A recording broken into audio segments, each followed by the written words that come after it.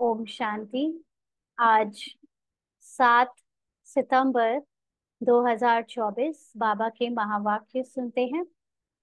बाबा ने कहा, मीठे बच्चे। हाँ जी बाबा। ज्ञान का तीसरा नेत्र सदा खुला रहे तो खुशी में रोमांच खड़े हो जाएंगे। खुशी का पारा सदा चढ़ा रहेगा। तो ज्ञान का तीसरा नेत्र अर्थात जो बाबा ने हमको समझ दी है, जो बाबा पढ़ाई करा रहा है, आत्मा के सत्य की, आत्मा के जो ड्रामा में चल रहे पार्ट की, है ना, परमात्मा के सत्य की, अगर ये सदा मनन चिंतन में चलता रहे और ड्रामा के पार्ट प्ले करते समय भी अगर हम उस स्मृति में रहे, ज्ञान की स्मृति में रहे, तो पार्ट बजाते समय कैसा भी सीन आए, दुख का आए सुख का आए, दोनों में ही अंदर से ये याद रहेगा कि ये सब कुछ सिर्फ एक ड्रामा चल रहा है। पार्ट इससे अलग और मैं आत्मा अलग। तो खुशी में रोमांच खड़े हो जाएंगे और सदा खुशी का पारा चढ़ा रहेगा। आज दो प्रश्न है। पहला प्रश्न है बाबा का, इस समय मनुष्यों की नजर बहुत कमजोर है, इसलिए उनको समझाने की युक्ति क्या है। इस समय मनुष्यों की नजर बहुत कमजोर है, इसलिए उनको समझाने की युक्ति क्या है। तो मनुष्यों की नजर कमजोर है मतलब आजकल देखा होगा ना कि कई बार हम मनुष्य इतना, मनुष्य का मतलब पार्टधारी मन के वश जो आत्माएं हैं पार्ट में, वो इतना खोई रहती हैं किस किन बातों में, जो ड्रामा में चल रही असत्य बातें हैं, देह भान देह अभिमान की बातें हैं, है ना, उसकी फिक्र में, चिंताओं में या प्लानिंग में या पास्ट में या फ्यूचर में इतना खोई रहती है कि सामने से कोई चीज उनके कितने बार भी निकल जाए, हो जाए, है ना, उस चीज पर ध्यान नहीं जाता, माना प्रेजेंट में नहीं जीती हैं। आप सब ने अनुभव किया होगा कि कई बार कोई चीज सामने ही रखी होती है और दिखती नहीं है। कई बार सब कुछ सामने ही अवेलेबल है, लेकिन जब तक हमें उस चीज की जरूरत नहीं है हमारा ध्यान उस चीज पे जाता नहीं, है ना। कोई चीज पड़ी है तो उस पर हमारा ध्यान नहीं जाएगा जब तक हमें वो चीज चाहिए नहीं या उस पर खास ध्यान गया नहीं, किसी ने आकर्षित नहीं किया था। तो इसीलिए बाबा यहाँ पर जो मनुष्यों की नजर की बात कह रहा है वो, ये आई साइट कमजोर है ऐसा नहीं, लेकिन बुद्धि आजकल जो ड्रामा में या अज्ञानता में या माया में फंसी रहती है उसकी बात कर रहा है। तो इसलिए जब सभी मनुष्य यहाँ वहाँ माया में फंसे हुए हैं, है ना, सुनना नहीं चाहते, सत्य जानना नहीं चाहते, तो ऐसे में उनको समझाने की युक्ति क्या है। तो बाबा ने उत्तर दिया। बाबा कहते, उनके लिए तुम ऐसे बड़े चित्र बनाओ जो वह दूर से ही देखकर समझ जाएं। वह गोले का सृष्टि चक्र का, गोला माना सृष्टि चक्र का चित्र तो बहुत बड़ा होना चाहिए। ये है अंधों के आगे आईना। आजकल जैसे शहरों में या कहीं पर भी, है ना, चौराहे वगैरह में बड़े बड़े बैनर, बड़े बड़े बिलबोर्ड लगा देते हैं जिसमें खास लोगों का ध्यान जाता है कि कोई मॉल खुल गया है, कोई पिक्चर लगी है, किसी बड़े का एडवर्टीजमेंट हो रहा है ना। तो ऐसे बड़े बड़े चित्रों में मनुष्यों को इसलिए ध्यान आकर्षित होता है, उनको लगता है ये इम्पोर्टेंट बात है, तब इतने बड़े रूप में उसको लगाया गया है ना। तब ऐसे ही बाबा कहते हैं कि ये जो सृष्टि चक्र है उसका भी चित्र इतना बड़ा लगाओ कि सब मनुष्यों का वहां पर ध्यान जाए, और ये जैसे ध्यान से उसको देखने से उन्हें समझ आएगा कि असल में ये क्या है। तो जैसे ये अंधों के आगे आईना है। प्रश्न है दूसरा, सारी दुनिया को स्वच्छ बनाने में तुम्हारा मददगार कौन बनता है। हम्म सारी दुनिया को स्वच्छ बनाने में तुम्हारा मददगार कौन बनता है। बाबा ने आंसर दिया, ये नेचुरल कैलमिटीज तुम्हारी मददगार बनती हैं। इस बेहद की दुनिया की सफाई के लिए जरूर कोई मददगार चाहिए। तो जो आत्मा की शुद्धि है उसमें से भी मुख्य आधार मूर्त हम आत्माओं की शुद्धि तो बाबा कर रहा है ज्ञान से, लेकिन जो इसके बाद शुद्ध हो जाने के बाद जब शरीर छूटेंगे और शरीर इस धरती पर रह जाएंगे, या शरीर की ये दुनिया जो दिखने वाली है उसकी जब तबाही होगी और वो जब पड़ी होगी, तो उस सब में उसकी सफाई कौन करेगा? सारी दुनिया देवताओं के लायक, रहने लायक कैसे बनेगी? तो बाबा ने उत्तर दिया कि नेचुरल कैलेमिटीज, है ना, बड़ समुद्र सबको अपने अंदर समा लेगा, गंदगी साफ कर देगा। तो इस तरह से ये जो बेहद की दुनिया है, संसार में जो साकार मनुष्य लोक है, जहाँ पर अभी तक सभी आत्माएं आकर पाठ बजा रही हैं या अंत में आकर बजा लेंगी, तब उस दुनिया को साफ करने के लिए हमें कोई एक्सटर्नल फोर्स चाहिए, और वो है प्रकृति यानी नेचुरल कैलेमिटीज। तो वो हमारी मददगार बनती है धरती में वापस स्वर्ग लाने के लिए। ओम शांति। गायन भी है बाप से 1 सेकंड में वर्षा अर्थात जीवन मुक्ति। ना, किसी को बाप या बाबा कहा और 1 सेकंड में वर्षा मिल जाता है। बाबा कहते जीवन मुक्ति, यहाँ पर मतलब पार्ट में जीते जी आत्मा जब पार्ट प्ले कर रही है और भगवान को अपना बाबा मानकर जीने लगती है, तो उसको यहाँ दुखों से मुक्ति मिलने शुरू हो जाती है ना। तो और तो सब है जीवन बंध में। जीवन बंध और जीवन मुक्ति का अर्थ ही है कि जीवन मुक्ति माना अपने को आत्मा समझकर पार्ट बजाना, पार्ट से न्यारे होकर या उसको डिटैच्ड ऑब्जर्वर बनकर साक्षी दृष्टा होकर पार्ट बजाना माना जीवन मुक्ति। और जीवन बंद का मतलब है कि ड्रामा में डूब कर अपने को पार्ट समझकर पूरे अटैचमेंट के साथ पार्ट बजाना, तो वो है जीवन बंद। बाबा कहते हैं यह एक ही त्रिमूर्ति और गोले वाला चित्र जो है, बस यही मुख्य है। त्रिमूर्ति माना ब्रह्मा विष्णु शंकर, और ऊपर उनको रचने वाले या उनके द्वारा कर्तव्य कराने वाले शिव बाबा का चित्र, और गोला वाला माना स्वास्तिक वाला चित्र। ये दो मुख्य है अगर किसी को समझाना है तो। ये बहुत बड़ा बड़ा होना चाहिए। अंधों के लिए तो बड़ा आईना चाहिए। अंधे मतलब जिनकी बुद्धि अभी सत्य की तरफ आकर्षित नहीं होती, झूठी दुनिया को ही देखे जा रहे हैं, जो अच्छी तरह देख सकें, क्योंकि अभी सबकी नजर कमजोर है, माना बुद्धि कम है ना। उन्हें समझ में नहीं आता कि संसार किस नरक की तरफ बढ़ता चला जा रहा है, किस डिस्ट्रक्शन की तरफ जा रहा है। उनको समझाओ भी तो अपने उल्टे सीधे तर्क देते हैं, है ना। तो इसलिए क्या कहा जाएगा कि बुद्धि कम है? इसका मतलब ये नहीं है कि वो आ, पढ़े लिखे नहीं है ना। बहुत सारी आत्माएं पार्ट में अच्छे खासे पद पे बैठकर काम कर रही हैं, अच्छा खासा धन कमाया है, और बड़े बड़े अपने आप को बुद्धिजीवी कहते हैं। लेकिन जब बात आ जाती है सत्य को पहचानने की, तो जैसे बुद्धि उनकी खोटी हो जाती है ना, उन्हें समझ में नहीं आता। तो उसमें पर्सपेक्टिव में बुद्धि कम है ना, सत्य को जानने में। बाबा कहते बुद्धि कहाँ जाती है, सॉरी, बुद्धि कहा जाता है तीसरे नेत्र को। तुम्हारी बुद्धि में अब खुशी हुई है। हाँ? तो जब तीसरी नेत्र खुलती है, मतलब आपके ज्ञान का चक्षु खुलता है, सत्य को जानने वाला चक्षु, तो उसको जान लेने से बुद्धि में खुशी आती है। खुशी में जिनके रोमांच खड़े नहीं होते हैं, गोया शिव बाबा को याद नहीं करते हैं, तो कहेंगे ज्ञान का तीसरा नेत्र थोड़ा खुला है, झुंझार है ना। बाबा के बच्चे बन जाने के बाद भी जिनको ज्ञान समझ नहीं आता, या ज्ञान को जान लेने के बाद भी वो अनुभव में नहीं आ पाते कि संसार एक रंगमंच, एक ड्रामा है, और मैं इससे अलग हूँ, पार्ट बजाने वाली आत्मा, तो वो उनका तीसरा नेत्र जैसे पूरी तरह से खुला नहीं है। हाँ, तो बाप समझाते हैं कोई को भी शॉर्ट में समझाना है। बड़े बड़े मेले आदि लगते हैं, बच्चे जानते हैं सर्विस करने के लिए वास्तव में एक चित्र ही बस है। हाँ, देखा जाए तो लोगों को ड्रामा से सीधे समझाना शुरू करो तो वो भी काफी हो जाता है उनके समझने के लिए। क्या गोला चित्र मतलब स्वास्तिक में जो चारों युगों का ड्रामा है वो समझाना। भले गोले का चित्र हो तो भी हर्जा नहीं है। बाप ड्रामा और झाड़ का अथवा कल्प वृक्ष का और 84 के चक्र का राज समझाते हैं। ब्रह्मा द्वारा बाप का यह वर्षा मिलता है।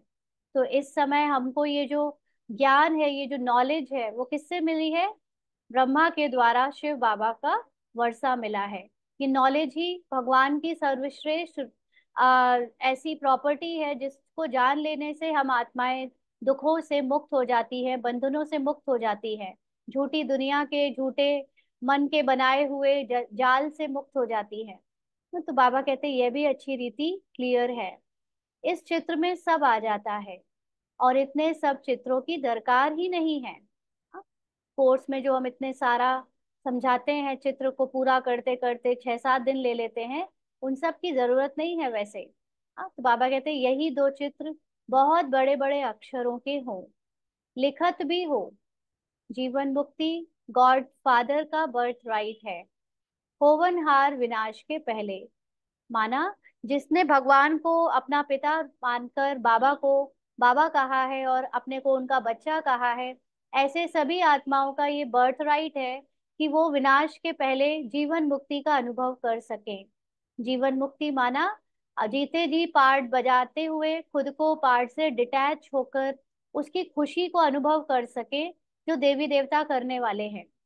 हम जब देवी देवता बन के उतरेंगे तब तो जीवन मुक्ति होगी, लेकिन उसका अनुभव नहीं होगा क्योंकि उस वक्त दुख नहीं होगा। लेकिन जो अभी अभी हमको नॉलेज के बेस पर दुख का भी अनुभव है, तो सुख का भी अनुभव होगा, तो उसकी एक अलग ही नशा है, उसका एक अलग ही मजा है ना। तो इसलिए ये सभी का बर्थ राइट है कि विनाश के पहले सभी बाबा के बच्चे जीवन मुक्ति का अनुभव बर्थ राइट के रूप में करें। विनाश भी जरूर होना ही है, ड्रामा के प्लान अनुसार आपे ही सब समझ जाएंगे। है ना, आज से 2-3 साल पहले भी जब तक कोरोना नहीं आया था, तब तक बाबा का ज्ञान लोग हंसी में उड़ा देते थे, है ना, अपने उल्टा ही जो भी उनको पहला वाला ज्ञान था उसी के अकॉर्डिंग अपनी बातें रखते थे। लेकिन अब तो कितने कितने सारे, ना सिर्फ जो रिलीजियस गुरु हैं, बल्कि मोटिवेशनल स्पीकर, यहाँ तक कि जो एस्ट्रोलॉजी जानने वाले हैं, और भी पता नहीं कितने सारे ना, सब बोलने लगे हैं कलयुग खत्म हो रहा है, सतयुग आ रहा है, विनाश होने वाला है, या ऐसे अनेक बातें अब खुद ही सभी प्लेटफॉर्म में ऐसी बातें बोल रहे हैं। तो ये अब क्यों? क्योंकि अब साफ साफ दिख रहा है, कोरोना के बाद विश्व युद्ध की तैयारियां, चारों तरफ उथल पुथल मची है ना। तो अब देखकर सबको समझ में आने लगा है कि ये जो कहते थे वो सही था। तो बाबा कहते तुम्हारे समझाने की भी दरकार नहीं रहेगी। अब देखो, अब ब्रह्मा कुमारियों को समझाना नहीं पड़ रहा है, अब ऑटोमेटिकली जो नॉन बीके हैं वो भी ये मानने लगे हैं कि ये बात सच है कि अब ये जो दुनिया है बहुत दिन तक ऐसे चल नहीं पाएगी। तो बाबा कहते बेहद के बाप से बेहद का यह वर्षा मिलता है, यह तो बिल्कुल पक्का याद रहना चाहिए। परंतु माया तुमसे बुला देती है। क्या बुला देती है माया? कि हम आत्मा हैं, है ना, हमको ये बार बार ड्रामा में फंसा देती है, और जो पार्ट में चल रहे सीन है उससे खुद को, अपने हमको इतना अटैच कर देती है, मोह ग्रसित कर देती है कि हमें वो रियल लगने लगता है। तो बाबा कहते समय बीतता जाता है। हाँ, एक एक सीन माया का, ड्रामा का चलता जा रहा है, और हम है कि उस ड्रामा में ही डूबे हुए हैं, जान लेने के बाद भी कि वो सब जो बातें हैं वो सिर्फ आ, अभी समाप्त होने के लिए, खत्म होने के लिए आ रही हैं। तो बाबा कहते गायन भी है ना, बहुत गई बाकी, थोड़ी रही बाकी। तो इस इनका अर्थ इस समय का ही है, जो ये समय चल रहा है उसमें इंतजार करते करते अब बहुत बीत गया, थोड़ा सा बाकी रह गया है। बाकी बाबा कहते थोड़ा समय ही रहा है, स्थापना तो हो ही रही है, विनाश में थोड़ा समय है ना। जो इस समय हम सब पुरुषार्थ में लगे पड़े हैं सोल कॉन्शियस स्टेज बनाने में, और भी जो नॉन बीके भी है वो भी अपने को पवित्र कर रहे हैं, कहीं ना कहीं स्पिरिचुअलिटी सबके जीवन में थोड़ा थोड़ा अपने अपने बुद्धि के अनुसार प्रवेश कर रही है। तो ये पूरा संसार जो परिवर्तन होने वाला है वो कहाँ पर होगा? पहले बुद्धि के लेवल पे चेंज होगा, है ना, बुद्धि के लेवल पे, यानी हमारी जो स्मृति है वो चेंज होगी। तो इसकी स्थापना तो चली रही है, और जो विनाश की तैयारियां हो चुकी हैं वो अभी थोड़ी देरों के लिए जैसे रुका हुआ है। हाँ, तो बाबा कहते थोड़े में भी थोड़ी रहती जाएगी, ना आखिर एक समय तो होगा ही, जब फाइनली वो सब होना होना ही होगा। तो वो लो लास्ट का समय है, हर घड़ी हम उसके करीब पहुंच ही रहे हैं। विचार किया जाता है फिर क्या होगा। हाँ, दुनिया वाले कहते हैं कयामत आएगी या कुछ भी, लेकिन उन्हें ये नहीं पता कि उसके बाद क्या होगा। तो बाबा कहते अभी तो जागते नहीं, पीछे जागते जाएंगे, है ना। अब जैसे वाकई में अब होल सेल में जाग रहे हैं ना, तो अभी बहुत बहुत ग्रुप में लोग बाबा के घर आते हैं और उनको समा ये मिलती है नॉलेज, तो बहुतों को आंखें खुल जाती हैं। बाबा कहते हैं आंखें बड़ी होती जाएंगी। आंखें मतलब बुद्धि का विस्तार होता जाएगा, बुद्धि खुलने लगेगी उनकी। यह आंखें नहीं, बुद्धि की आंख।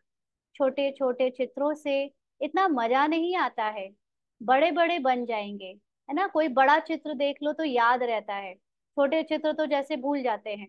तो इसलिए बाबा आज बड़े चित्रों पर फोकस कर रहे हैं। साइंस भी कितनी मदद देती है, विनाश में तत्व भी मदद करते हैं, बगैर कौड़ी खर्चे तुमको कितनी मदद करते हैं, तुम्हारे लिए बिल्कुल सफाया कर देते हैं।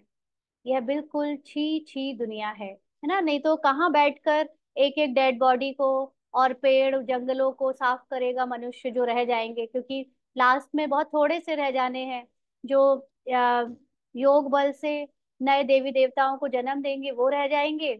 और जो कंस्ट्रक्शन और जो उस समय स्थापना के लिए जो नई नई चीजें बनाएंगे, वो रह जाएंगे।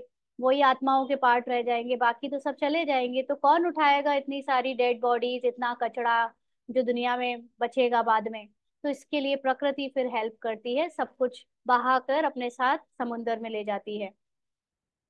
तो बाबा कहते कि ये बिल्कुल छी छी दुनिया है।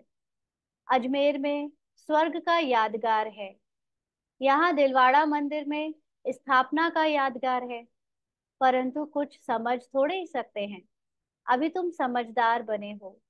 भले मनुष्य कहते हैं हम नहीं जानते कि विनाश हो जाएगा, समझ में नहीं आता, है ना। जिनके पास अभी बहुत ऐश्वर्य है, बहुत जो अभी तरक्की को पा रहे हैं, उन्नति करते जा रहे हैं भौतिक रूप से, या उनको अभी कोई सुख मिल रहा है कर्मों के हिसाब किताब वश, तो ऐसी आत्माओं को समझ में नहीं आता कि विनाश होने वाला है ना। एक कहानी है, शेर आया, नहीं मानते थे, एक दिन सब गायें खा गया।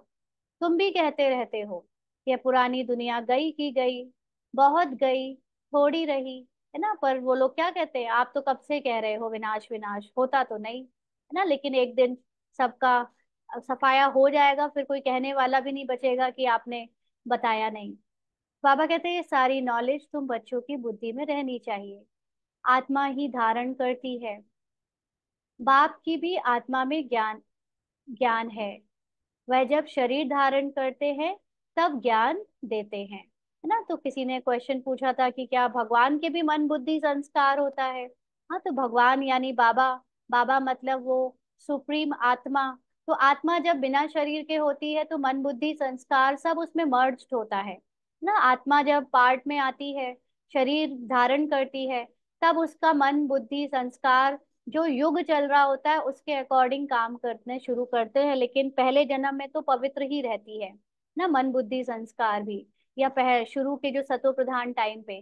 तो ऐसे ही जब परमात्मा धरा पर आता है, शरीर धारण करता है, तो उसकी बुद्धि तो एकदम पवित्र है, इसीलिए वो उस बुद्धि द्वारा ज्ञान देता है। लेकिन उसकी बुद्धि की कोई अलग पहचान नहीं है, जैसे हम मनुष्यों में, है ना, इतने सारे पार्ट बजाते बजाते सतो से हमारी बुद्धि तमो हो गई। बाबा में ऐसा नहीं होता, बाबा को जरूरत ही नहीं पड़ती, क्योंकि बाबा न्यारा होकर पार्ट बजाता है। बाबा कहते हैं जरूर उनमें नॉलेज है, तब तो नॉलेजफुल गॉड फादर कहा जाता है।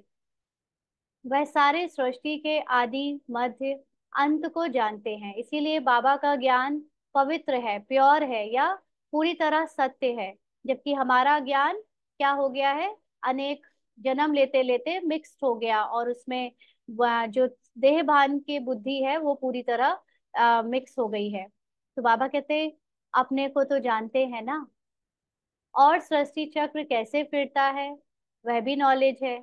इसीलिए अंग्रेजी में नॉलेजफुल अक्षर बहुत अच्छा है ना। नॉलेजफुल, फुल का मतलब जिसको कंप्लीट नॉलेज है, तो इस समय हम लोग जो नॉलेज ले रहे हैं, ये अभी कंप्लीटनेस की तरफ बढ़ती जा रही है। जितना हम रोज मुरली सुनकर उसका मंथन करते हैं, एक एक गहरी बातों को अपनी बुद्धि की कैचिंग पावर से समझ पाते हैं, तो जैसे ये नॉलेज रोज बढ़ रही है अंदर, लेकिन बाबा की कंप्लीट है नॉलेज। तो हम बच्चों में भी नंबर वार, है ना, नॉलेज कंप्लीटनेस की तरफ बढ़ती जाती है। इसलिए बाबा कहते हैं कि तुम बच्चों को भी क्या बनना है, नॉलेजफुल। पूरा नॉलेज होगा माना पूरा बाप समान स्थिति होगी। तो ये नॉलेजफुल अक्षर बहुत अच्छा है। मनुष्य सृष्टि रूपी झाड़ का बीज रूप है, तो उनको सारी नॉलेज है। ना, बीज कौन है, बाबा, तो इसलिए सारी नॉलेज है। तुम यह जानते हो, नंबरवार पुरुषार्थ अनुसार शिव बाबा तो है ही नॉलेजफुल। ये अच्छी रीति बुद्धि में रहना चाहिए।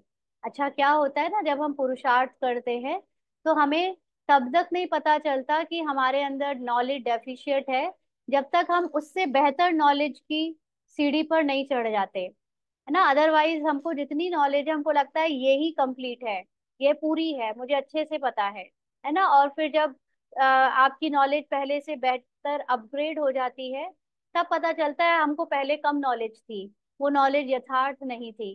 तो ये बुद्धि जैसे जैसे खुलती जाती है, तब पता चलता है कि हमारे पहले बुद्धि थोड़ी कमजोर थी। नहीं तो जो जिस लेवल पे है बुद्धि के, उसको वही लगता है कि वही बेस्ट है, वही सबसे अच्छी बुद्धि है ना। तो इसलिए ये नंबरवार पुरुषार्थ करने से अपनी बुद्धि को खोलना है। बाबा कहते हैं ये अच्छी रीति बुद्धि में रहना चाहिए। ऐसे नहीं कि सबकी बुद्धि में एक रस धारणा होती है, सबको एक जैसा समझ में आता है, ऐसा भी नहीं है। भले लिखते भी हैं, परंतु धारणा कुछ नहीं ना। कई बार हम इतना टेक्निकल तरीके में डूब जाते हैं कि हर चीज लिखना प्रॉपरली, जो जो भी हमारे नियम स्थूल रूप में बताए जाते हैं, अमृत वेले जागना, भोजन शुद्ध खाना और लिखना, और स्टूडेंट लाइफ जो प्रॉपरली बताई जाती है ना, वो अच्छे से करते हैं, लिखते हैं, या सुबह से रात तक सारे स्थूल नियमों में रहते हैं।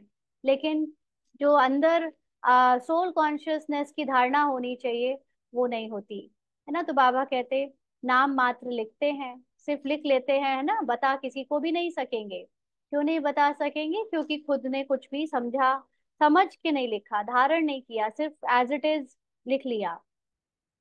तो बाबा कहते सिर्फ कागज को बताते हैं। हाँ, कागज क्या करेंगे, कागज से तो कोई समझेंगे नहीं, इस चित्र से बहुत अच्छा समझेंगे। बड़े ते बड़ी नॉलेज है, तो अक्षर भी बड़े बड़े होने चाहिए। बड़े ते बड़े चित्र देख मनुष्य समझेंगे, इनमें जरूर कुछ सार है। स्थापना और विनाश भी लिखा हुआ है।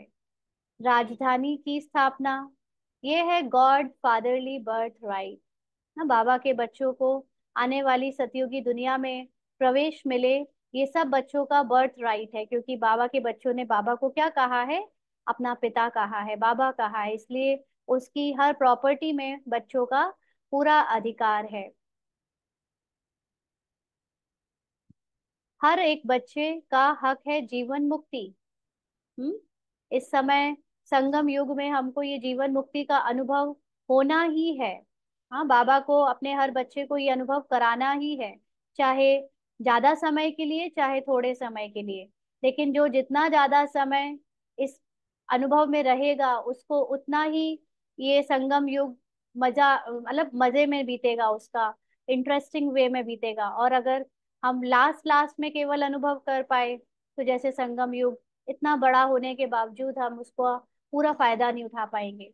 तो बच्चों की बुद्धि चलनी चाहिए कि सब जीवन बंध में है ना। वैसे भी बाबा के बच्चे भले कंप्लीटली दुखों से मुक्त भले ना हुए हों, क्योंकि कभी कभी देह भान आ जाता है, लेकिन दुनिया के लोगों से तो काफी ज्यादा कंपैरिजन में खुश हैं, है ना। इसलिए दुनिया के लोग तो सभी जीवन बंध में हैं, क्योंकि उन्हें ज्ञान ही नहीं कि वो आत्मा है, शरीर से अलग है। तो बाबा कहते हैं इन्हें जीवन बंध से जीवन मुक्त में कैसे ले जाएं।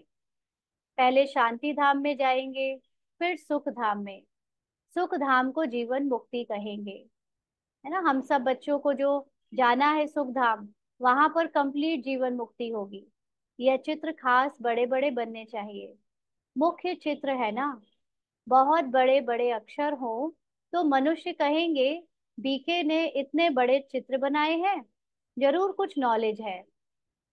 तो जहां तहां तुम्हारे भी बड़े बड़े चित्र लगे हुए हो तो पूछेंगे ये क्या है, तो बोलो इतने बड़े चित्र तुम्हारे समझने के लिए बनाए हैं।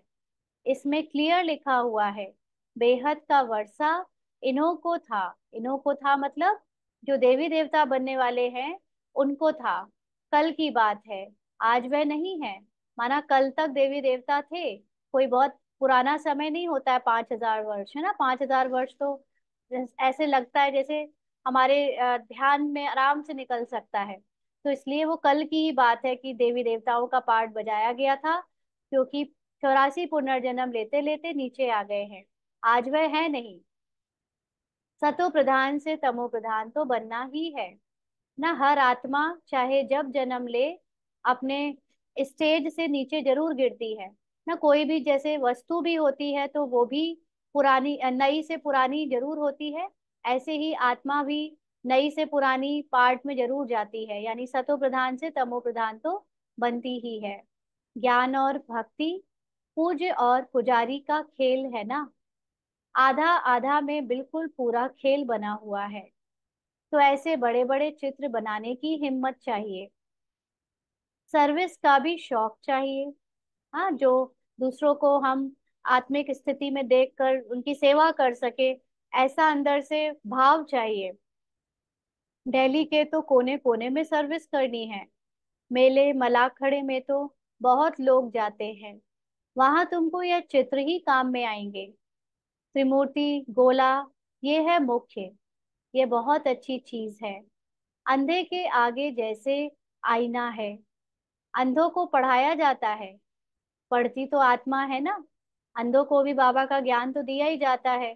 अब समझ में ये नहीं आता कि उनको कैसे बताएं कि आत्मा पॉइंट ऑफ लाइट है, क्योंकि उन्होंने तो कभी लाइट देखी ही नहीं, है ना। तो फिर उनको कैसे समझाया जाए।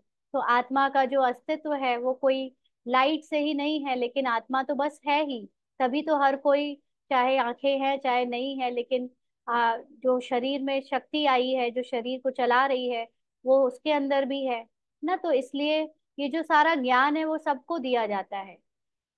लेकिन यहाँ पर बाबा जब ये अंधे अंधों की बात कर रहा है, तो ये अंधे आंख वाले अंधे नहीं, लेकिन आंख होते हुए भी जो बुद्धि से अंधे हैं, है ना। क्योंकि जिनको समझ नहीं आ रहा है कि क्या वास्तविकता है संसार की, और झूठ में ही डूबे पड़े हैं, तो उनकी भी आत्मा पढ़ती है। परंतु आत्मा के ऑर्गन्स छोटे हैं, तो उनको पढ़ाने के लिए चित्र आदि दिखाए जाते हैं। फिर थोड़े बड़े होते हैं तो दुनिया का नक्शा दिखाते हैं। अब जैसे छोटे छोटे बच्चे होते हैं, तो उनको जब हम लोग छोटा बड़ा ABCD पढ़ाते हैं, तो चित्र भी छोटे छोटे होते हैं उनकी उम्र के हिसाब से। और जैसे जैसे वो बड़े होते जाते हैं, बुद्धि भी बड़ी होती है, तो फिर उनको कॉम्प्लेक्स चीजें समझाई जाती है, दुनिया का नक्शा वगैरह। तो फिर वह सारा नक्शा बुद्धि में रहता है। अभी तुम्हारी बुद्धि में यह सारा ड्रामा का चक्र है। इतने सब धर्म हैं, कैसे कैसे नंबरवार आते हैं, फिर चले जाएंगे। वहां तो एक ही आदि सनातन देवी देवता धर्म है, जिसको स्वर्ग यानी हेवन कहते हैं। बाप के साथ योग लगाने से आत्मा पतित से पावन बन जाएगी। भारत का प्राचीन योग मशहूर है। हाँ, भारत में हमेशा योग के लिए बहुत जाना गया है। भले ही जो बाबा ने योग सिखाया वो योग बहुत कम लोग सीख पाते हैं, लेकिन ज्यादातर कोई भी आए तो भारत के योग के लिए हमेशा वो रहता है कि हाँ, भारत में योग जो सिखाया जाएगा वो जरूर सही होगा। तो योग अर्थात याद। लेकिन असल में वो योग क्या होता है वो बाबा हमें बताते हैं कि योग मतलब याद। किसकी याद? तो बाप भी कहते हैं मुझ बाप को याद करो। तो अभी सभी 1 मिनट के लिए अपनी आत्मा में स्थित होकर अपने सुप्रीम बाबा को उनकी शक्तियों के साथ, उनकी महिमा के साथ याद करें, और अपनी महिमा में भी स्थित हो जाएं।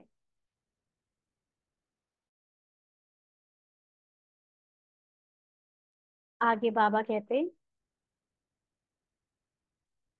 यह कहना पड़ता है। क्या कहना पड़ता है? कि मुझ बाप को याद करो। बाबा कहते हैं लौकिक बाप को कोई कहना नहीं पड़ता है कि मुझे याद करो।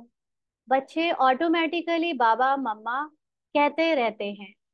वह है लौकिक माता पिता और ये है पारलौकिक, जिसका गायन है तुम्हारी कृपा से सुख घनेरे।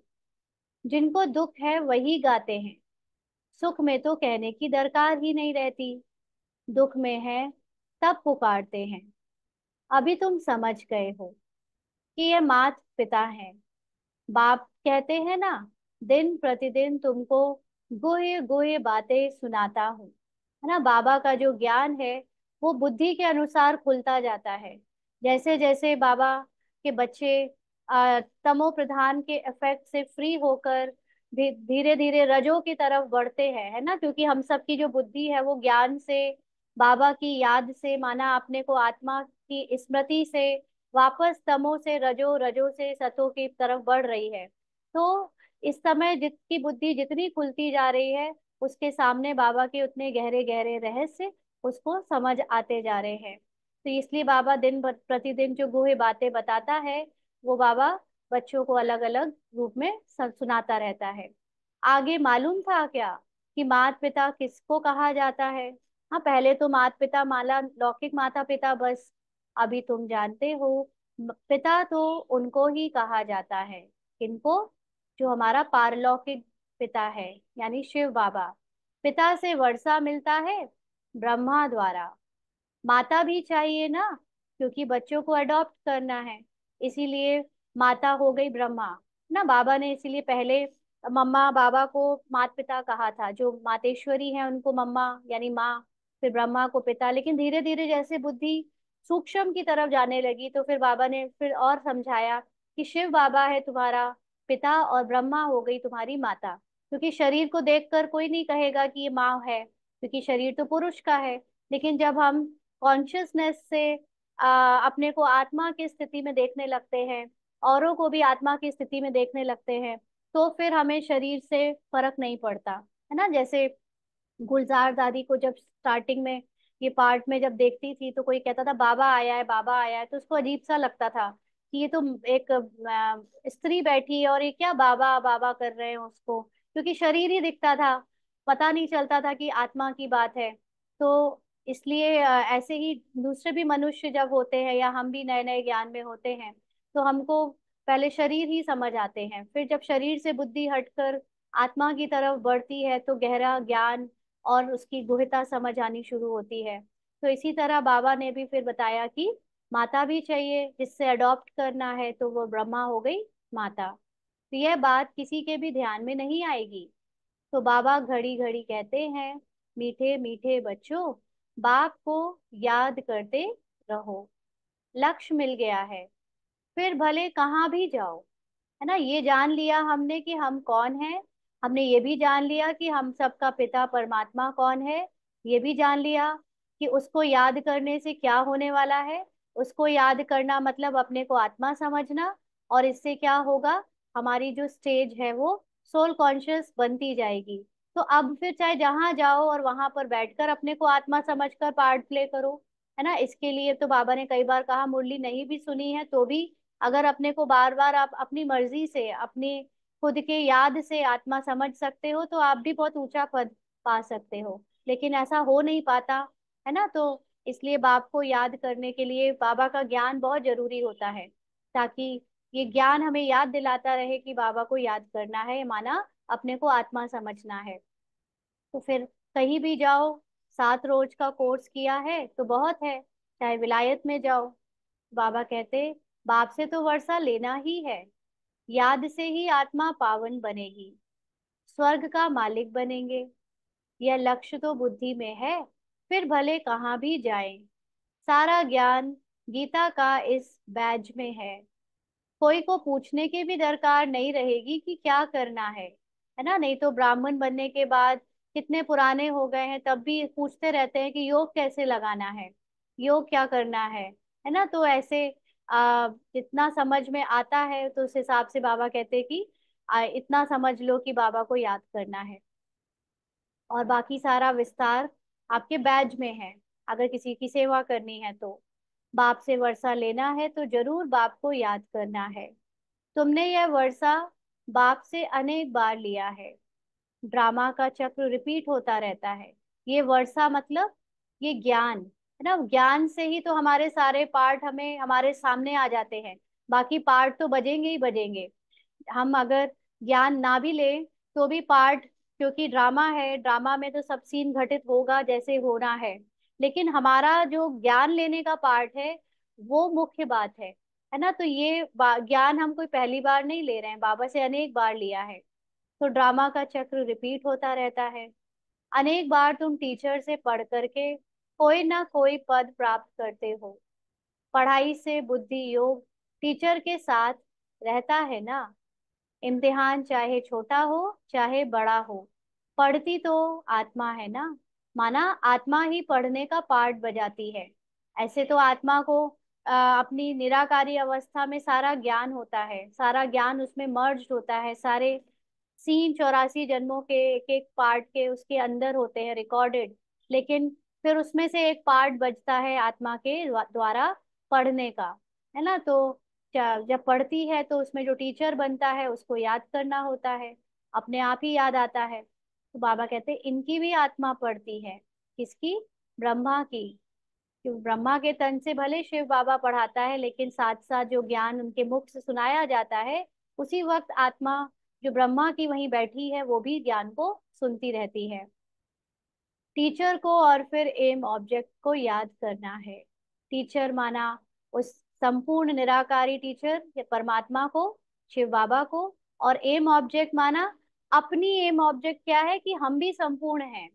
हम भी सर्वगुण संपन्न 16 कला संपूर्ण निर्विकारी देवता का पार्ट प्ले कर चुके हैं।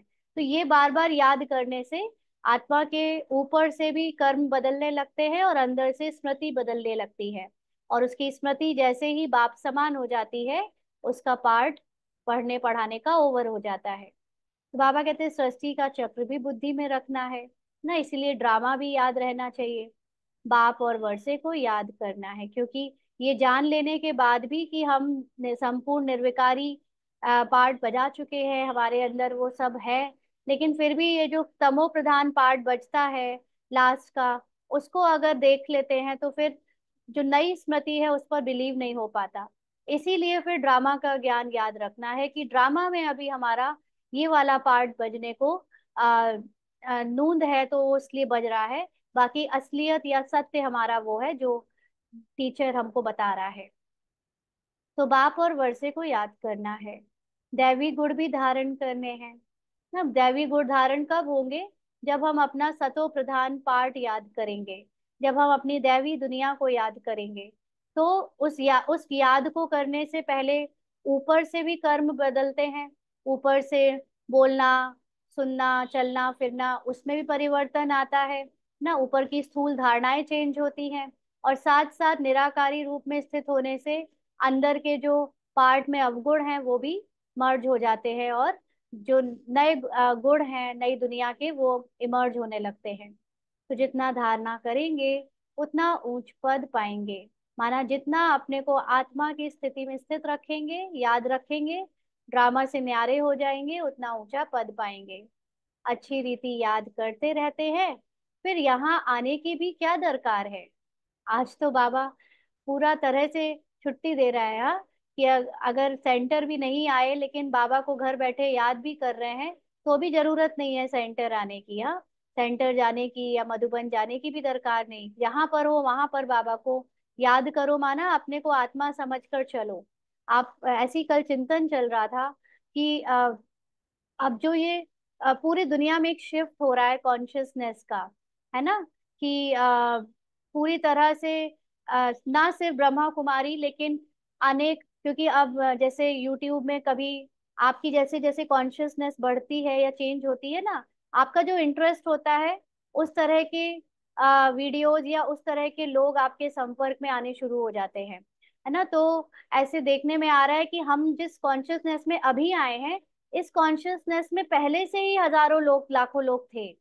तो जैसे वो तो ज्ञान में नहीं थे, उन्होंने तो ये ज्ञान नहीं लिया, लेकिन उनको सोल कॉन्शियसनेस की, उनको वो हायर कॉन्शियसनेस की उनके अंदर पहले से ही शिफ्टिंग हो रखी है। तो कहीं ना कहीं बाबा गृहस्थ वालों को उस कॉन्शियसनेस में लाने में ये पूरा जो ब्रह्मा कुमारी का पार्ट है ये बजा, क्योंकि उस कॉन्शियसनेस में ज्यादातर लोग वही समझते हैं, जा पाते हैं जो आ, पूरी तरह थोड़ा ना दुनिया से संन्यास लेते हैं, जैसे हदि का संन्यास लेते हैं। लेकिन बहुत सारी आत्माएं ऐसी होती हैं जिन्होंने अपने पूर्व जन्मों में हद का संन्यास लिया है, योगी बने हैं, सब छोड़ के गए हैं, लेकिन पुनर्जन्म लेने के बाद आज वो भी इसी दुनिया के अंदर है, कलरफुल लाइफ में, जहाँ पर वो भी काम काज कर रहे हैं, गृहस्थी बसाई हुई है, और कलरफुल लाइफ है, मतलब उनकी भी समाज के बीच में ही जी रहे हैं। तो वो सब अपने पुनर्जन्म की जो स्मृतियां हैं, कहीं ना कहीं उनकी अब लास्ट स्टेज में वो भी इमर्ज हो रही है। तो ऐसे देखने में आता है कि बहुत सारी आत्माओं को जो ज्ञान हम ब्रह्मा कुमारियों को इतनी पढ़ाई करने के बाद में समझ आना शुरू हुआ, बहुत सारे ऐसे लोग हैं जो ऑलरेडी उस ज्ञान को दूसरी तरह की नॉलेज से जानते थे। भले वो अपने को बाबा का बच्चा या बाबा को नहीं जानते, लेकिन एक आत्मिक लेवल की जो नॉलेज है, आत्मा की जो पावर की नॉलेज है, वो उन कईयों को पहले से ही थी। तो ये सब कॉन्शियसनेस की जो सबके अंदर जो स्मृति चेंज हो रही है, ये स्मृति के चेंज होने से ही सतयुग आना है ना। इसीलिए कहा जाता है कि संकल्प से सृष्टि रची। तो अब सारी दुनिया का संकल्प चेंज होता जाएगा। अभी तक हमारा संकल्प, मन बुद्धि जो है वो डर से, तमो प्रधानता से, पुरानी दुनिया के दुखों से, अशांति से ग्रसित था। और ज्यादातर मिलते थे हम आपस में या बात करते थे तो बुराइयों की, बीमारियों की, दुख की, अशांति की, बुरा है ना, एक दूसरे की कमियों की ही बात करते थे। अब आप देखो कि पूरी दुनिया में एक शिफ्ट आया है जिसमें सब लोग कहते हैं पॉजिटिव सोचो, सबकी अच्छाइयाँ देखो, है ना, सेल्फ एफर्मेशन को यूज करो, अपने आप को हाई कॉन्शियसनेस, मतलब अ, अच्छे विचार दो, अपने बारे में अच्छा सोचो, खुद से प्यार करो, सबसे प्यार करो। ऐसी बहुत सारी चीजें सब सिखाई जा रही हैं चारों तरफ।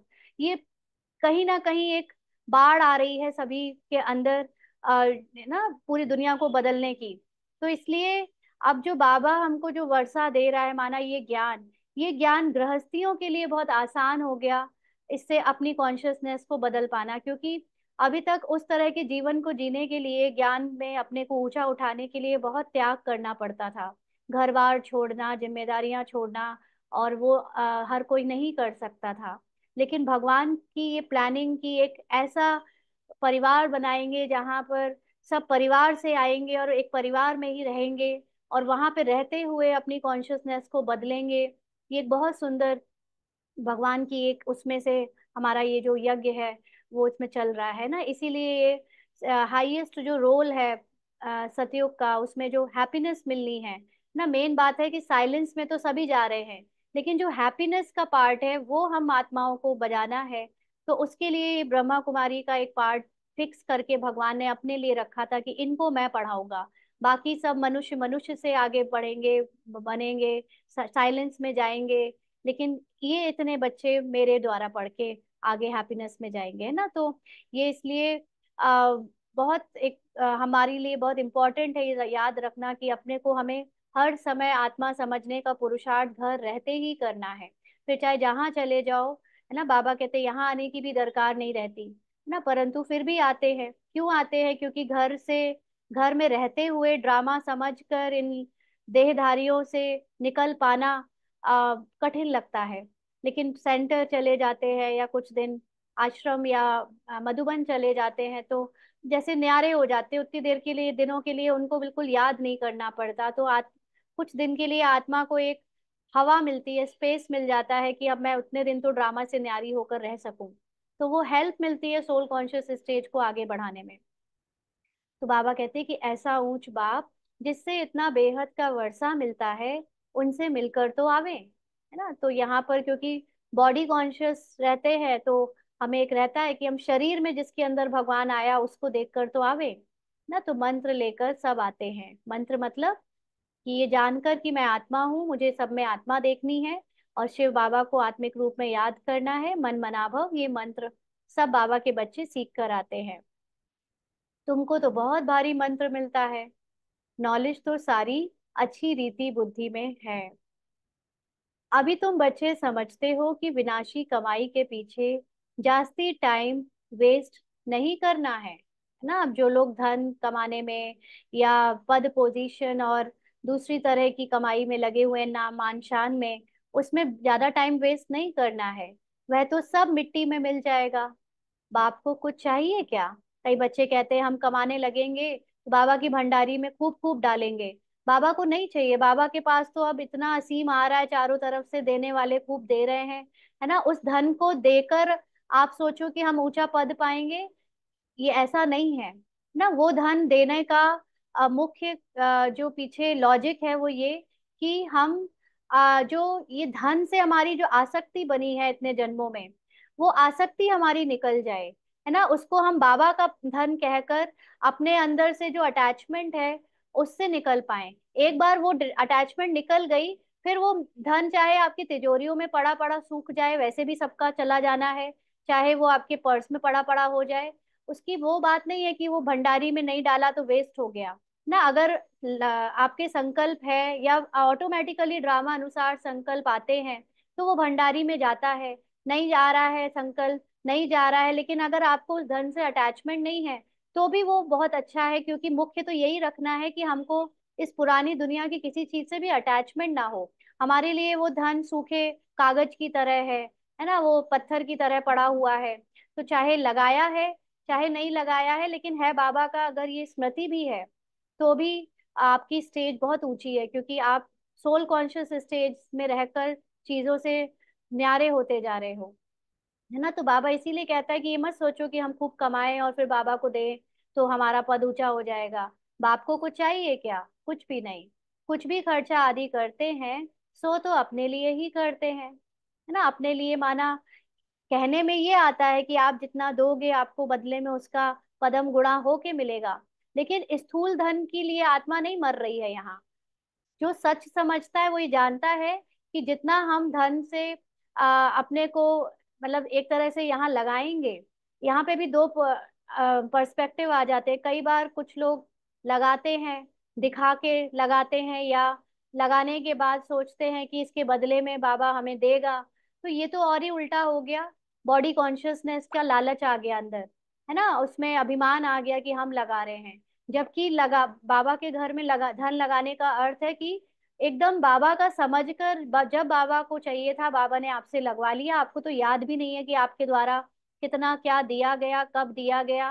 माना आपके लिए वो मायने ही नहीं रखता ये धन बाबा के ज्ञान धन के सामने, है ना। जिसकी सोल कॉन्शियस स्टेज है उसको क्या ये सब पत्थर लगेंगे, ये सोना चांदी हीरे मोती कागज का रुपया।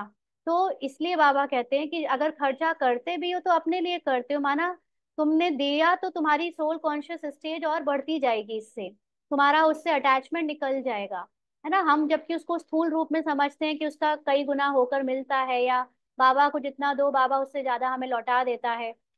तो ये विचार भी एक बॉडी कॉन्शियसनेस का ही विचार है, पार्ट में डूबा हुआ विचार है, लेकिन आत्मा की स्थिति से वो और भी ऊंची बात है।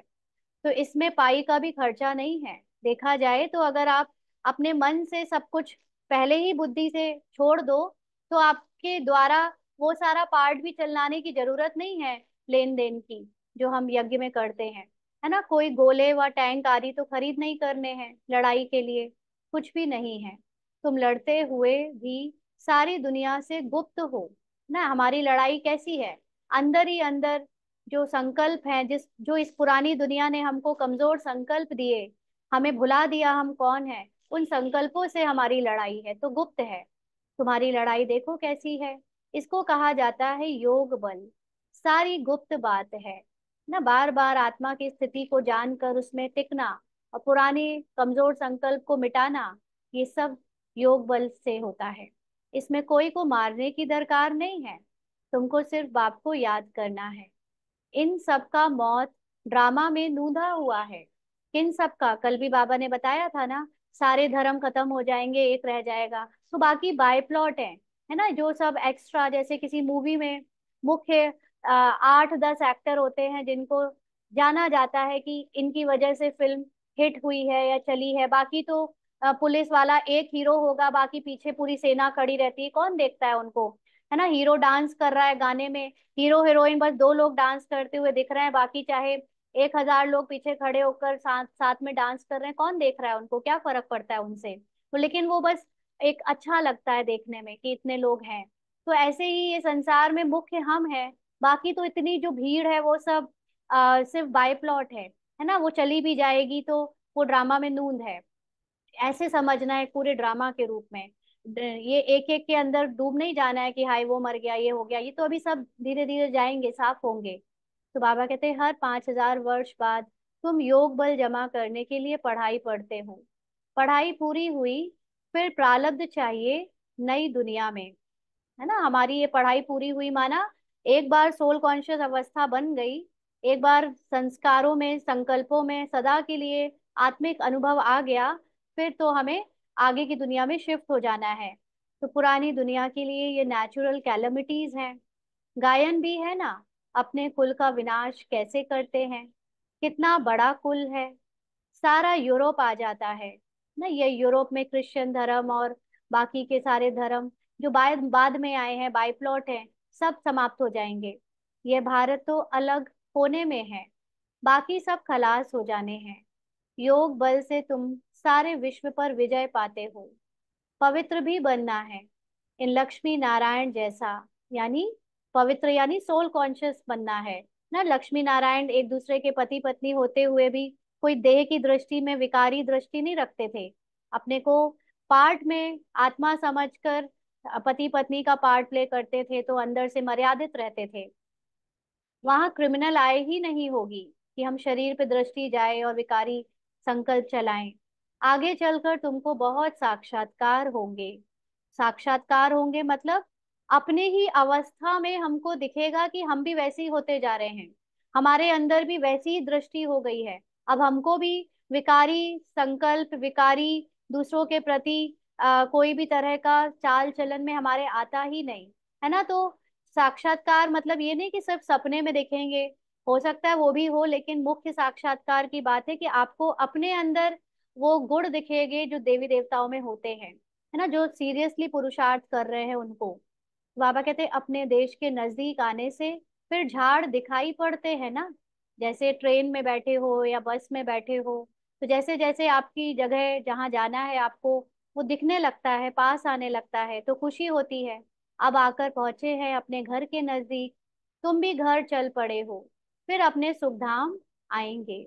बाकी थोड़ा समय है, स्वर्ग से विदाई लिए कितना समय हो गया ना। जैसे जैसे हम उस अवस्था के करीब पहुंचेंगे तो हमको वो सब आत्माएं संपर्क में आना शुरू हो जाएंगी, वो सारे स्वभाव संस्कार दिखने शुरू हो जाएंगे जो स्वर्ग में दिखने हैं, है ना। हमारा शिफ्ट हो जाएगा कॉन्शियसनेस का, तो हमारे लिए जैसे पुरानी दुनिया समाप्त, नई दुनिया दिखनी शुरू होती जाएगी, नई दुनिया के स्वभाव संस्कार वाले ही लोग टच में आने शुरू हो जाएंगे। तो अब फिर स्वर्ग नजदीक आ रहा है, तुम्हारी बुद्धि चली जाती है ऊपर। ऊपर मतलब कोई डिस्टेंस में, बहुत हाइट में नहीं, लेकिन अवस्था में ऊपर, है ना। हमारी बुद्धि अब अवस्था में कॉन्शियसनेस में ऊंची होती जा रही है, देह भान से मुक्त होती जा रही है। तो वह है निराकारी दुनिया, जिसको ब्रह्मांड भी कहते हैं। हम वहां के रहने वाले हैं।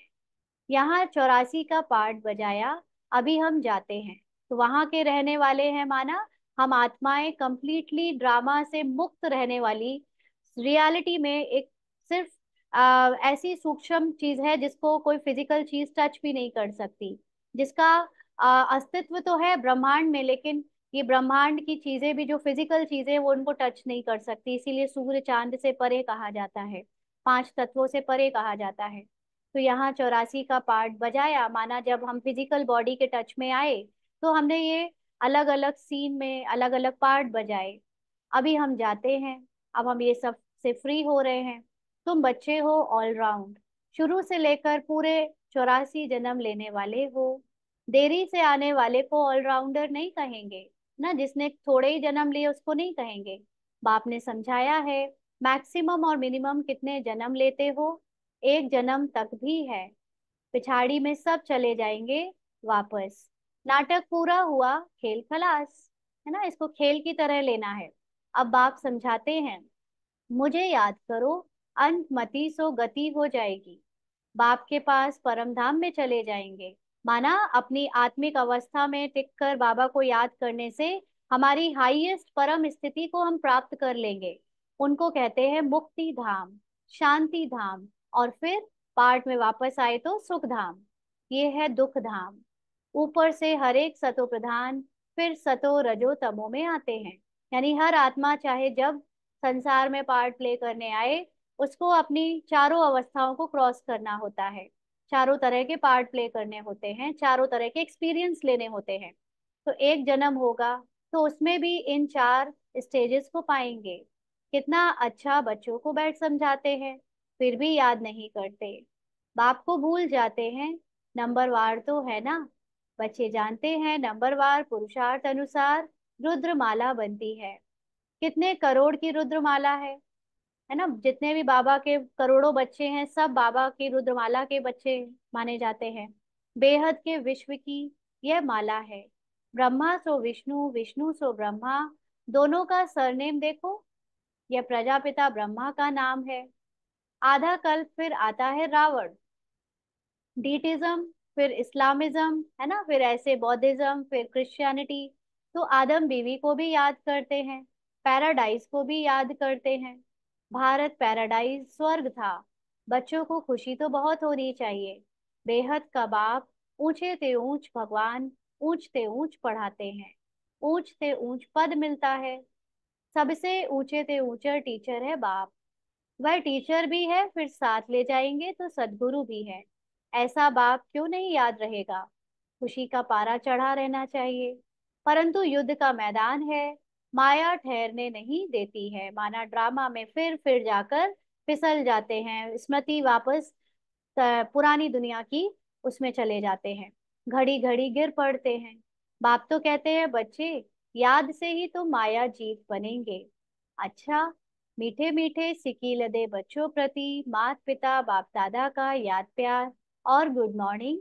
रूहानी बाप की रूहानी बच्चों को नमस्ते। हम रूहानी बच्चों की रूहानी बाप दादा को याद प्यार, गुड मॉर्निंग और नमस्ते बाबा, शुक्रिया, थैंक यू बाबा। धारणा के लिए मुख्य सार। पहला पॉइंट, बाप जो सिखलाते हैं उसे अमल में लाना है, सिर्फ कागज पर नोट नहीं करना है।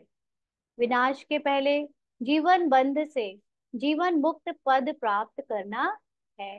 तो जीवन मुक्त पद क्या है। जीवन मुक्त पद है पार्ट प्ले करते हुए भी आत्मिक अवस्था में स्थित होना। और जीवन बंध है पार्ट समझकर अपने को देहधारी समझते हुए पार्ट में फंसे रहना।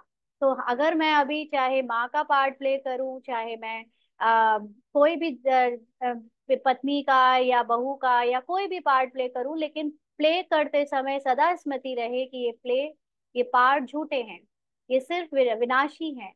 यहाँ पे मुझे सिर्फ खेल खेल में ये पार्ट प्ले करने हैं, लेकिन अंदर जो मैं आत्मा हूँ संपूर्ण पवित्र रूप में अपने को स्थित करते हुए चलाना है। अपना टाइम विनाशी कमाई के पीछे अधिक वेस्ट नहीं करना है ना। कोई सोच रहा हो कि नौकरी ले ले, ज्यादा कमा ले, है ना, इन सब में बहुत ज्यादा पढ़े, प्रमोशन ले लें, अब इन सब में नहीं पढ़ना है। जैसा जो चल रहा है, जितना जरूरी है करते चले, बाकी अपनी सोल कॉन्शियस स्टेज में स्थित होने का अभ्यास करें। क्योंकि यह तो सब मिट्टी में मिल जाना है। इसलिए बेहद के बाप से बेहद का वर्षा लेना है और दैवी गुण भी धारण करने हैं। वरदान है, योग बल द्वारा माया की शक्ति पर जीत प्राप्त करने वाले सदा विजयी भव। योग बल द्वारा माया की शक्ति पर जीत प्राप्त करने वाले सदा विजयी भव। तो बाबा ने समझाया कि ज्ञान बल और योग बल सबसे श्रेष्ठ बल है। ज्ञान बल माना ये कंप्लीट ज्ञान होना, आत्मा का, परमात्मा का, ड्रामा का ज्ञान बहुत शक्तिशाली बना देता है हमको पार्ट में। और योग बल माना सोल कॉन्शियस स्टेज। ये दोनों ही बहुत श्रेष्ठ पावर हैं। तो जैसे साइंस का बल अंधकार पर विजय प्राप्त कर रोशनी कर देता है, ऐसे योग बल सदा के लिए माया पर जीत प्राप्त कर विजयी बना देता है ना। जैसे लाइट का आविष्कार हुआ, तो अब अंधेरा हो चाहे रात हो, लेकिन हम कंप्लीटली लाइट की दुनिया में रहते हैं, है ना, ऐसे बाहर वाली लाइट, फिजिकल लाइट। और जैसे अपनी आत्मा का जो स्मृति है, जिसको जितनी ज्यादा वो स्मृति रहती है, वो ड्रामा के जंजालों से, विघ्नों से उतना ही जीत पाता है। तो योग बल इतना श्रेष्ठ बल है जो माया की शक्ति इसके आगे कुछ भी नहीं। क्योंकि संसार में जितने भी जंजाल हमको दिख रहे हैं, परिस्थितियां दिख रही हैं, ये कुछ भी नहीं है रियलिटी में। लेकिन हम क्योंकि इतना डूबे हुए हैं उस पार्ट में कि हमको जीने और मरने की बात लगती है वो सारी, है ना। तो ये ज्ञान और आत्मा की स्थिति आपको इससे पार करा देती है। योग बल वाली आत्माएं स्वप्न में भी माया से हार नहीं खा सकती, है ना। कभी नहीं मान सकती हो कि उनको ड्रामा के किसी पार्ट में उनकी अवस्था को किसी ने गिरा दिया, क्योंकि उनकी अवस्था सदा ही हायर स्टेज पर स्थित रहती है। स्वप्न में भी कोई कमजोरी आ नहीं सकती। ऐसा विजयी का तिलक आपके मस्तक पर लगा हुआ है। तो बैठकर चाहे चलते फिरते सदा ये वाली पार्ट को याद रखना है कि मैं जब हूं ही आत्मा, तो मेरा कोई संसार का कुछ भी बिगाड़ नहीं सकता, है ना। तो इस स्मृति से सदा विजय का तिलक मस्तक पर लगा रहता है। स्लोगन है, नंबर 1 में आना है तो व्यर्थ को समर्थ में परिवर्तन कर दो। है ना। मेन बात, जब सब कुछ जान लेते हैं उसके बाद भी बहुत ज्यादा, सबसे ज्यादा ब्राह्मण में जो चलता है वो है मन बुद्धि का व्यर्थ, है ना। जो हो चुका है या ड्रामा में जो पार्ट जिससे कुछ सच्चाई नहीं है लेकिन हम उसको भुला नहीं पाते, वो बार बार आकर मन बुद्धि को भारी कर देता है। तो इसीलिए नंबर हमारे पीछे हो जाते हैं, माना वो कंप्लीट सोल कॉन्शियस स्टेज बन नहीं पाती, क्योंकि बार बार ड्रामा फंसा रहा है अपनी स्मृतियों में। तो अगर हमें नंबर 1 बनना है, तो अगर व्यर्थ के संकल्प यानी ड्रामा के कमजोर संकल्प आते भी हैं याद, तो उसको समर्थ में परिवर्तन कर दो, माना उसको ज्ञान स्नान कराकर अपने स्वमान में टिक जाओ और उसके ऊपर स्थित होकर अपनी आत्मिक स्थिति से उसको समाप्त कर दो या परिवर्तन कर दो। अच्छा, ओम शांति। आज के अव्यक्त इशारे हैं, कोई भी इच्छा अच्छा कर्म समाप्त कर देती है, इसलिए इच्छा मात्रम अविद्या बनो। ऐसा ज्ञानी नहीं बनना कि यह मैंने किया तो मुझे मिलना ही चाहिए, मेरा कुछ इंसाफ यानी न्याय होना चाहिए। कभी भी इंसाफ मांगने वाले नहीं बनना। किसी भी प्रकार के मांगने वाला स्वयं को तृप्त आत्मा अनुभव नहीं करेगा। तो जब हम कोई काम शुरू करते हैं तब तो हम ये सोच के करते हैं कि वो सेवा है, लेकिन कभी कभी वो सेवा करते करते अंदर से देहभान जाग जाता है और हम फिर उसमें कुछ इच्छा करने लगते हैं कि बदले में कम से कम ये काम करने की एक्नॉलेजमेंट तो मिले, कम से कम जो किया है उसको लोग समझे तो। या किसी भी तरह की इच्छा जो है वो हमारी सोल कॉन्शियस स्टेज को खत्म कर देती है, माना इच्छा मात्रम अविद्या की स्टेज से गिरा देती है। तो ऐसे अज्ञानी नहीं बनना कि हम ये सोचे कि अगर हमने ये काम किए हैं तो उसका कुछ ना कुछ हमें रिजल्ट मिलना चाहिए या उससे हमें एक पहचान मिलनी चाहिए, है ना। तो बाबा कहते हैं कि ऐसे अगर सोचोगे कि कुछ ही किसी भी सेवा आपके निमित्त द्वारा हुई और उसके बदले में आपने थोड़ी सी भी बदले में कुछ भी चाहना रखी, तो वो मांगने वाले की लाइन में आ जाते हो। और फिर वो अंदर से जो सदा तृप्ति की भावना होनी चाहिए, है ना, आत्मा की जो खुशी है वो अनुभव होनी चाहिए, वो नहीं हो पाती। तो इसलिए कभी भी अपने को मांगने वाले की लाइन में नहीं रखना है, इच्छा नहीं रखनी है, नहीं तो अच्छा बनने नहीं देगी। अच्छा, ओम शांति।